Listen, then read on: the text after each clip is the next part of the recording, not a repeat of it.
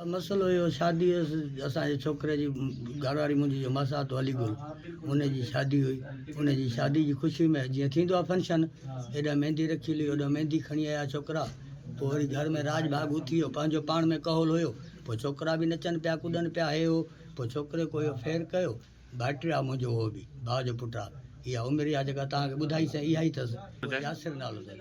अच्छा। हा, उहो फायर करे पोइ त इहो जेको ख़बर पियसि त उहो त राति गोठी घुमा त उनजी ख़बर न आहे त अलाए किथे आहे अलाए किथे न आहे। असां ॾिठो बि का शइ न अथसि, बाक़ी इहो ॾिठोसीं जेको फायर में इहा जेका थी।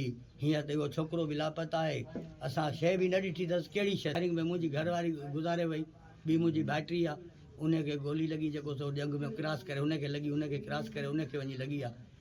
ॿुधे उहा दादू उन मां ट्रीटमेंट वठी आयासीं, हे त उते उन्हनि ॿुधायो फोत थी वई, मोटी आयासीं। बसि इतफ़ाक़ी वाक़ियो आहे। हाणे अलाह खे छा कंदासीं, जेको हुनजो नसीबु हुयो, मुक़दर हुयो, इहो ई हुयो। कुझु बि न आहे, मुंहिंजो भाइटियो आहे, बचियो आहे मुंहिंजो।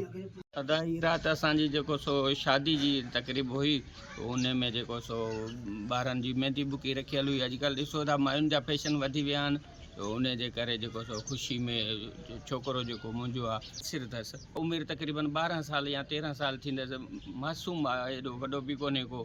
पोइ ॿाराणी त 12 अथसि, 2012 सम्झाई। उन जे करे पोइ अचानक ई जेको सो ॿार हुयो, मासूमियत में जेको सो को ख़ुशी में फेर कयईं, को अचानक माना गोली छुटी वई, जेको सो ई वाक़ियो थी वियो। असुल में जेका उहा वेचारी मरी वई आहे। ये बात समझो मुझे पेड़ा